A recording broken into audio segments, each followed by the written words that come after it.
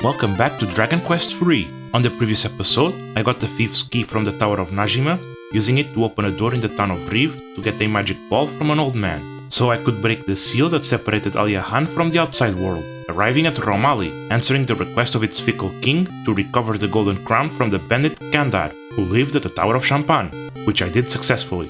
I've heard rumors that the town north of here, Noaniels, is under a fairy spell that put all of its residents to sleep, so let's get to it. I make my way to Kanav, then further north. Enemies found along the path include Avenger Ravens, enemies that attack twice per turn, Mad Hounds, strong attackers with a defense-reducing spell, and Shadows, unusual enemies that copy the attributes of other monsters. I find what seems to be the town of Noaniels. Everyone here is frozen in a deep sleep, except for an old man that lives in the southwest house. He says to return the Dream Ruby to the elves, or else their spell cannot be undone. They live at the forest west of here. I set out west, finding a patch of shrubbery in the middle of the forest. This is where the elf village is. The elves here are wary of humans. I find an old man here. His son eloped with an elven princess, and because of that, Noaniels is cursed. He hopes to make amends with the elven queen, but has been unsuccessful.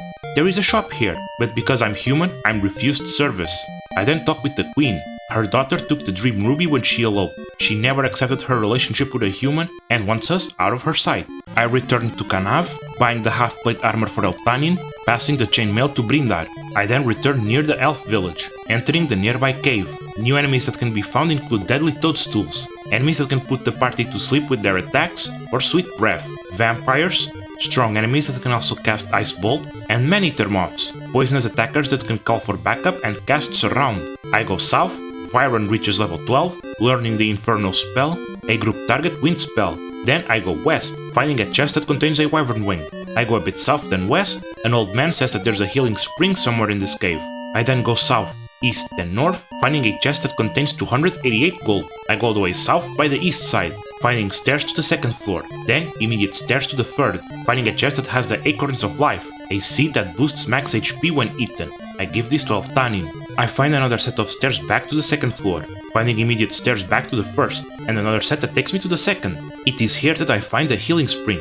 Going to the center of the 4 pillars fully restores my HP and MP. I go west, then all the way north and east, finding a chest that contains a strength seed. This one is pretty self-explanatory. I give it to Altanin. I then go west, opening a chest holding a magic knife. I go a bit south, then west and south again, finding stairs to the 3rd floor. Going west, then southeast, finding a chest containing 80 gold. I then go all the way west, then south, finding a chest that has 224 gold. I then go a bit southeast, opening a chest containing 48 gold. Then I go a bit northeast, finding a chest that has fairy water and a set of stairs that takes me to the 4th floor. At the end of this path, I find a chest that has a Dream Ruby, as well as a note. It is from the Elvish princess, detailing her last moments. I return to the elf village, returning the Dream Ruby to the queen and telling her the fate of her daughter. Showing regret, the queen gives us the wake-up powder, which should counteract the spell. I return to Noaniels, casting the wake-up powder into the air. The villagers have awoken. I can now make use of the facilities here, which include an inn and an item shop that sells water, wings, full moon herbs, spider's webs, which slow down enemies, wizard's wands, and cloaks of evasion. I talk with the residents here. A man at the inn recognizes me as the son of Ortega. He knows that he went to Assaram in search of a key, lamenting his loss as well. An old man heard of the magic key in Assaram, which is located east of Romali. Notably, the wake-up powder must have been so strong that the residents don't even feel sleepy during nighttime. I return to Romali, then head east. New enemies I find along this path include wild apes, strong attackers that can critical hit, and vampire cats, annoying casters of stop spell. After traveling a fair bit to the southeast, I arrive at the town of Assaram. Facilities here include an inn, a house of healing, an item shop that sells antidote and full moon herbs, a weapon shop that sells chainmail, half-plate armor, bronze shields, iron aprons, and revealing swimsuits. Wait, what? There's also 2 hagglers. One sells herbs, water, wings, and spider's webs. The other sells battle axes, giant shears, cloaks of evasion, turbans, iron helmets, and staves of force. A man says the country of Isis is to the west. A guard says that going along the edge of the desert to the south will lead to a shrine in a swamp. The old man there knows of the magic key. Interestingly, this town is quite busy at night, there being a weapon shop that sells magic knives, chain sickles, iron spears, broadswords, and battle axes. A guard says that poison moth powder confuses monsters. I go south towards the desert. New enemies found here include furnace crabs, very bulky enemies that can further boost their defense with increase, Flamepedes, enemies that can breathe fire, and Mummy Men. They sometimes inflict critical hits. Eltanin reaches level 12, learning the energized spell, it turns the party into iron statues, becoming immune to pretty much everything, although they won't be able to act for a while. I go along the edge of the desert, finding the swamp shrine. The old man there knows that the key is in a pyramid in the northern desert. According to him, the castle of Isis lies next to an oasis. I leave the shrine, finding the oasis to my west. As I walk through the surrounding trees, I find the town of Isis. Facilities here include an inn, a house of healing, a monster arena, 2 item shops that have the same inventory of herbs, water, wings, and leather helmets, and a weapon shop that sells broadswords, battle axes, giant shears, half-plate armor, cloaks of evasion, full-plate armor, and iron shields. A bard tells of the meteorite armband that increases speed. I then go to the castle. A man says that the pyramid has been ransacked by many thieves. A lady warns that some places in the pyramid block spell usage. A man says it is filled with traps. I then go around the trees at the south, finding a narrow corridor that leads to stairs to the underground floor. I go north, finding stairs that lead me to a chest that has the meteorite armband, an accessory that doubles agility. I give it to Eltanin, but not before I'm visited by a skeleton. I have disturbed his rest, but since I answered his questions honestly, he lets me go. I then go to the throne room. A lady says that the children's song reveals the secret of the pyramid.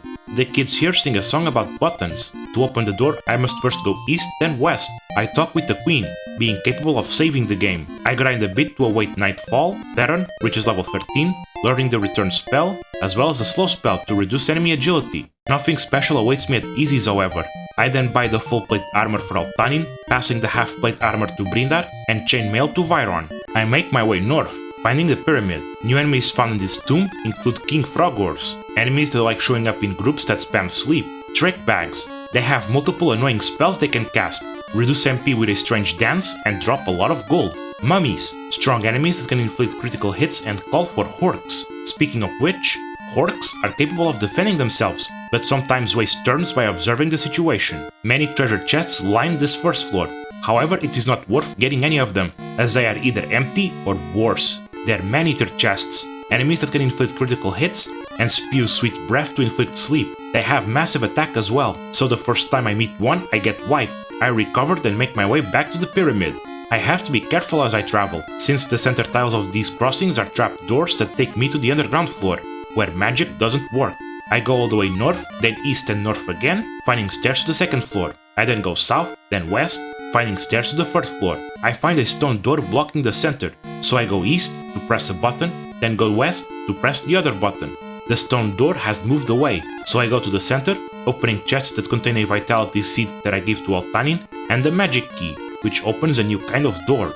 Viron reaches level 14, learning the stop spell to stop enemy spell casting. I then go to the fourth floor. There are multiple chests here. Each time I open one, I must face 4 mummy men before I can take their contents. They contain 24 gold, 304 gold, a wyvern wing, 56 gold, a medical herb, 24 gold, 176 gold, 40 gold, a strength seed. I give this one to Brindar, 112 gold, an agility seed. I give this one to Brindar as well, and 80 gold. This took me multiple trips, during which Theron reached level 14, learning the Firebane spell, a stronger version of Fireball.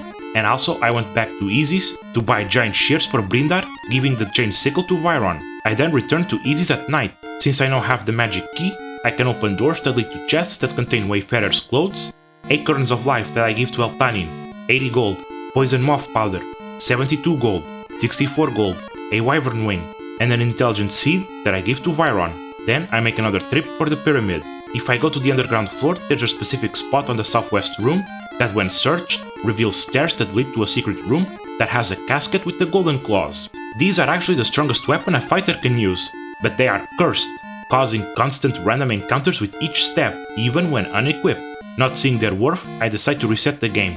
I then go to the 4th floor of the pyramid, going south to climb up to the 5th floor, finding a chest that contains flashy clothes, armor meant for goof-offs. I then go to the 6th floor. There's nothing here but a pretty sight, I guess. I go to Assaram. Behind the magic key door is a house where a man says that to go east, I must go through a passage only the dwarves know, although the king of Portugal might also know. I return to this house at night. There seems to be a demon here, a demonite to be more specific. It has incredibly threatening spells, but no MP to cast them at all. They can still blow cold breath though. key is easily defeated. I then go to Aliahan, opening a magic key door to open chests there that hold 128 gold, 336 gold, a fighting suit, an agility seat that I give to Brindat, a strength seat that I give to Altanin, and a wyvern wing. Then I go to Romali. Behind the magic key door is a man that says that the country to the west, Portoga, makes ships. I then rest here in Romali. I've progressed somewhat this session. I went to Noaniels, finding a sleeping town, going to a cave to the west, where I found a dream ruby, which I gave to the elven queen, receiving the wake-up powder that I used to wake up Noaniels. Then I went to Assaram, finding about a magic key that is in a pyramid. I found it northwest. Now I can open a whole new host of doors. To the west of Romali lies Portugal, a country known for its shipbuilding.